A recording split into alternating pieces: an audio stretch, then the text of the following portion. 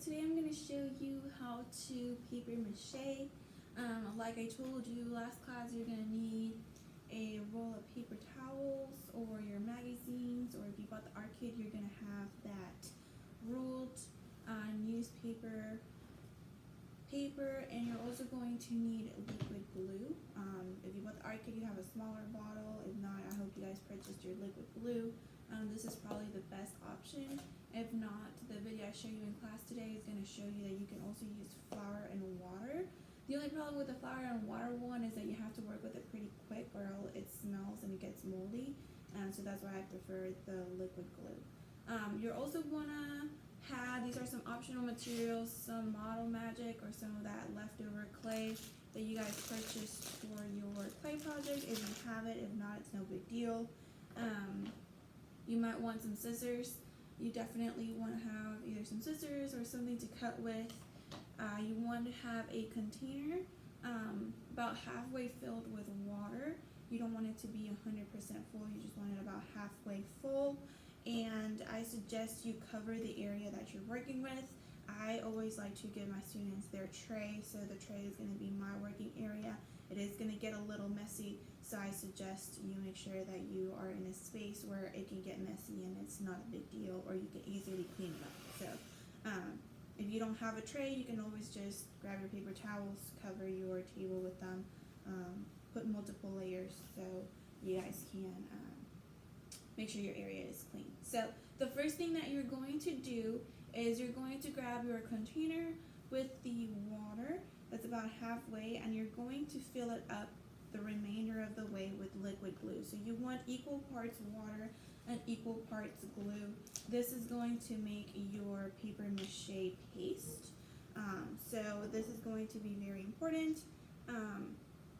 Whenever you are doing your mixture, this is what is going to help you make that paper sculpture stick and dry into a solid form. So if you've got like a plastic spoon or plastic silverware or a brush, you can just go ahead and use it to mix your paper mache paste. If you're using the flour one, the video in class will show you the ingredients for the flour, but I believe it's just flour and water, really. And that works just as fine as well. So it's going to be like a super liquid, kind of like liquid acrylic pour texture. Very watery, very drippy. So that's done. Then you're going to grab your paper towels or your magazines, and you're going to want to cut them into about 1 inch, if not half an inch strips. So you can always fold your paper towel 4 ways. And you're just going to try and cut them into 1 inch strips. Obviously I'm struggling here. And you're going to want to have a variety of 1 inch strips. For the sake of time, I've already prepped and I have my own chunk of 1 inch strips. But this is what you're going to be using for your project. So basically what paper mache is, it's just making a sculpture out of just paper, water, and glue. So in the video, they're going to show you that you can use a water jug to create a face and a mask. I have a plastic kind of mask already kind of made.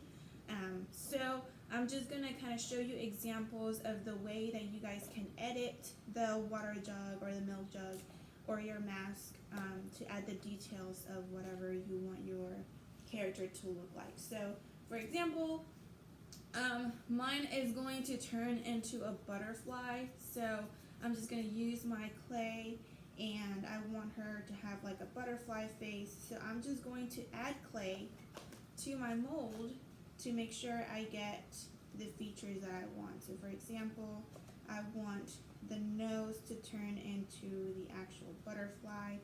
So I'm going to add clay to the nose to make it kind of stand out, because you want your skeleton, this is ideally the skeleton of your mask, to be as detailed as possible, because when you put the paper mache over it, it's going to turn into that shape just harder, and it's going to turn into your mask. So the cool thing about this model magic is that you can literally cut it with scissors to the shape that you want.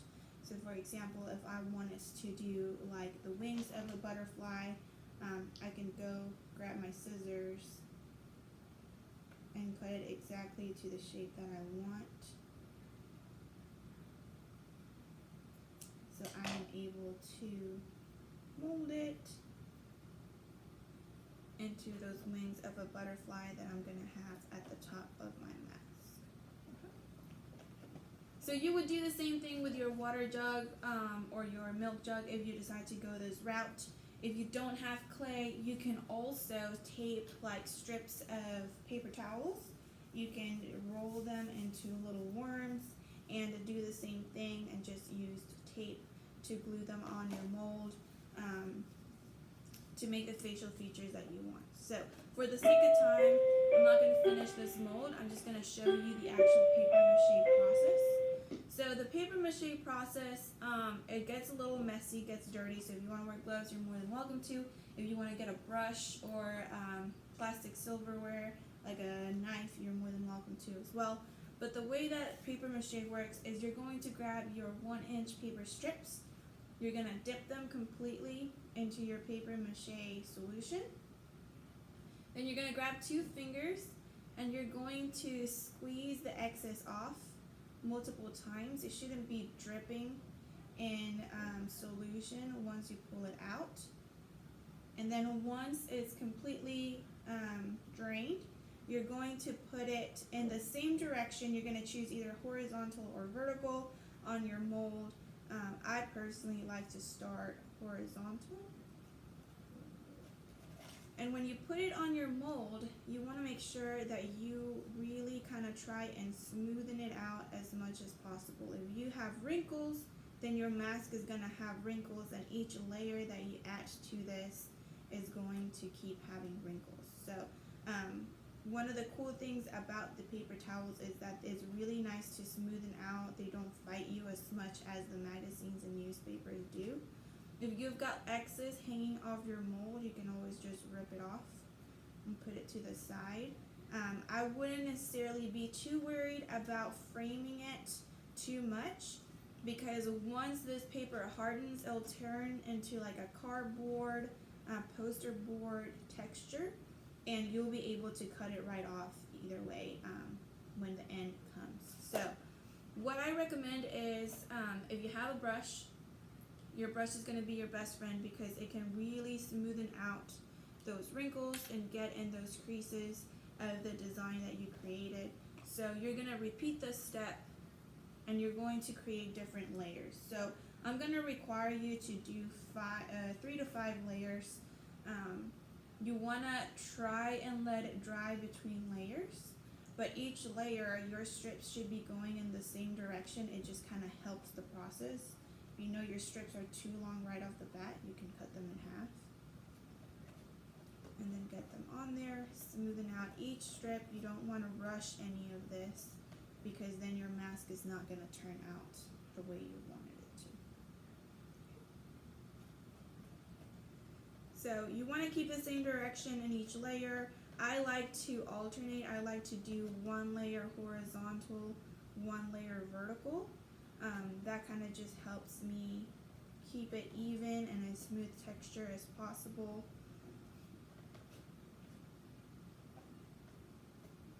Between layers, once you've covered your entire piece, you want to let it dry a little bit, and then you need to add your next layer. So this is the reason why I gave you multiple days to do this project, is because each layer kind of takes about a day or half a day to do. So you can always do a layer, come back in a few hours, do a second layer. I don't recommend you waiting to do all the layers the last day this assignment is due, because it will not dry in time and you will not be able to color it if it hasn't dried in time. So you want to make sure that you give it enough time to dry. If you don't dry between layers and you just do all the layers on the same day, it's going to take about 48 hours to dry. So you want to make sure you definitely don't wait till the last minute. If you dry between layers, then it shouldn't take more than 8 hours to dry. So Yeah. Once you have covered your entire mold in the paper mache paste and paper, you let it dry. I'm going to show you my finished product so you can kind of see how this is going to end and the texture that it's going to feel like. That way you know when you are done and when you are ready to start doing your painting or your markers. If you did the paper towels dry really nicely to where you can just automatically use colored pencils or markers on it. So I'm going to show you, for example, this is all horizontal. You can kind of see the face showing through there. You want to make sure you press on the creases of the eyes or the mouth or the nose to make sure it looks like a mask when you finish your product. Okay, so this is step one. This is the first layer. I'm gonna let it dry, but I'm gonna show you the finished product for the sake of time. Finished product is my mask right here. So it's a butterfly face. You can see I peeled it off the mold and some of the clay kind of stuck to it, and that's fine. But it's pretty hard, pretty rock solid, and then I just painted over it. You can use markers, you can use colored pencils, but this is what your finished product is. This is 5 layers, so it's fairly thin, and that's totally fine. This is the max layers I'm requiring you to do. You can do more if you want to, but this is a really cool art making method because it's very cheap, very affordable, and you can literally make anything and everything, like piñatas, piggy banks. I've done some even jewelry cases for this, so this is the process that you guys are going to be following. This video is going to be available for you throughout the process.